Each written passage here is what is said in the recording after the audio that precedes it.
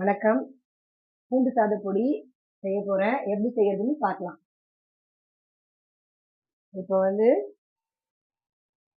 பூண்டு சாத பொடிக்கு பூண்டு நல்லா காய வச்சு அது பொடி பொடியா நறுக்கி காய வச்சிடணும். அதை எடுத்து வறுத்து வச்சிடணும், லேசாக வறுத்துக்கணும். அதே மாதிரி தேங்காவையும் பொடி பொடியா நறுக்கி லேசாக வறுத்து அதை மாதிரி வச்சுக்கணும். அப்புறம் சீரகம், கருவேப்பிலை, பொட்டுக்கடலை, காஞ்ச மிளகா, உளுந்து.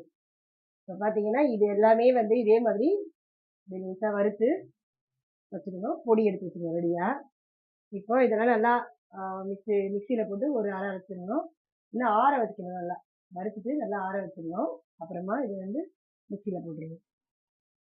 பாருங்க, இதெல்லாம் நல்லா ஆற வச்சுட்டு நான் இப்போ போடும்போது காமிக்கிறேன்.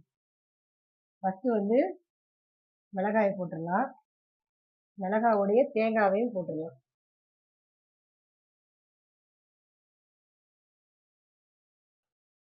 இந்த பொடிக்கு பார்த்தீங்கன்னா தேங்காய் கொப்பரை தேங்காவாக இருந்தால் நல்லாயிருக்கும்.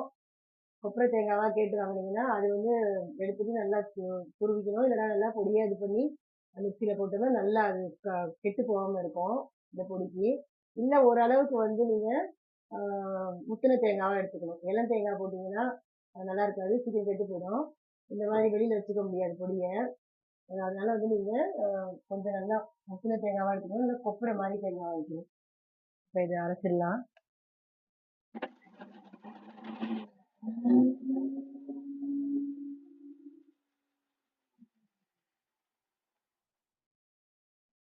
பாருங்க, இது ஒரு அரைப்பட்டுருச்சு. இப்போ அதோட உளுத்தம்பருப்பு ஒரு ஸ்பூனு, இதுக்கு தேவையான அளவு, நான் வச்சிருக்க அளவுக்கு ஒரு ஸ்பூன் எடுத்துருக்கேன் தேவையான அளவு. பூண்டு பூண்டு ஒரு 10 பல்லு பூண்டு எடுத்தேன்.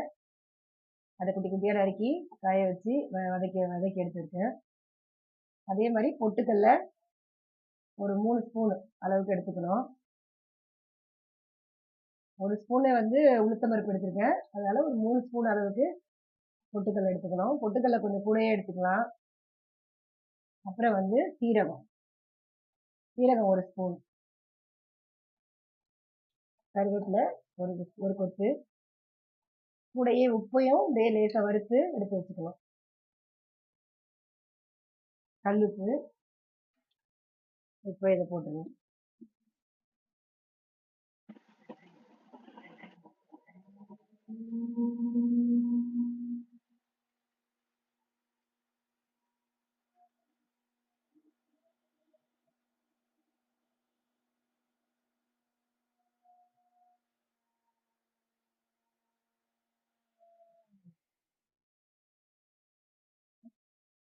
பாருங்க, நல்லா பொடியாயிருச்சு.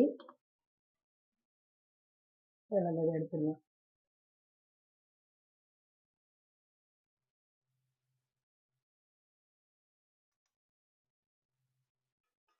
கொஞ்சம் நல்லா நம்ம எடுத்து வச்சு வெளியே வச்சு சாப்பிடும்போது நல்லா ஆற வச்சு எடுத்து வச்சுக்கணும். கொஞ்சமா உங்களுக்கு தேவைன்னா நீங்க அந்த அளவுக்கு கொஞ்சமா செஞ்சு வச்சுக்கணும். நிறைய செய்யறதுன்னா நீங்க இதெல்லாம் பக்குவமா காய வச்சு எடுத்து வச்சா கெட்டு போகாம இருக்கும். பாருங்க, இதெல்லாம் ஆற வச்சு எடுத்து வச்சுக்கணும். தேங்காவெல்லாம் நான் சொன்ன மாதிரி அந்த கொப்பரை தேங்காய் இருந்தால் நல்லா இருக்கும். ரொம்ப முத்தின தேங்காய் இருந்தால் கூட பரவாயில்ல, ஆனால் இளம் தேங்காய் இருந்ததுன்னா உங்களுக்கு அது சரியாக வராது. ரொம்ப குழகுழன்னு ஆகிடும், வதக்கிறதுக்கும் சரியாக வராது.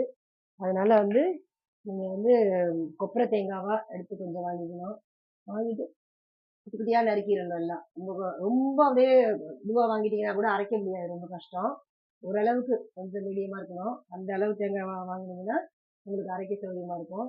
இல்லைன்னா இந்த அளவுக்கு நல்லா முத்தின தேங்காவாக இருந்துச்சுன்னு வச்சுக்கோங்களேன், நீங்கள் நல்லா திருவி கொஞ்ச நேரம் வெயிலில் வச்சுட்டு அதுக்கப்புறம் வறுத்தீங்கன்னா கரெக்டாக இருக்கும். இப்போ நான் இது எல்லாமே பூண்டையும் தேங்காவையும் மட்டும் வெயிலில் காய வச்சேன். கொஞ்ச நேரம் அந்த பதத்தோடு அந்த ஈரப்பதம் போகிறதுக்காக கொஞ்சம் காய வச்சேன். அதுக்கப்புறமா இந்த மாதிரி எடுத்து நம்ம வதக்கி எல்லாத்தையுமே வறுத்துட்டு ஆற வச்சு பொடி பண்ணிட்டேன். இந்த வாட்டி சொல்கிறேன் என்னென்ன போட்டேன்னு.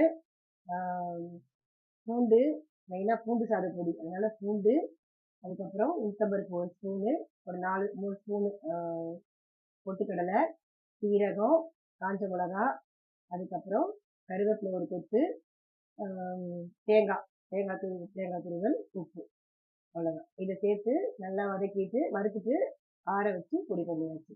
இப்போ இதை வந்து நீங்கள் சாதத்தோட சுடு சாதத்தோட வந்து சேர்த்து சாப்பிடும்போது நல்லெண்ணெய் ஊற்றி சாப்பிட்லாம், இல்லைன்னா நெய் ஊற்றி சாப்பிட்லாம். ரெண்டுத்துல ஏதாவது நல்லா எது பிடிக்குதோ அது சாப்பிட்டுக்கலாம், நல்லாயிருக்கும்.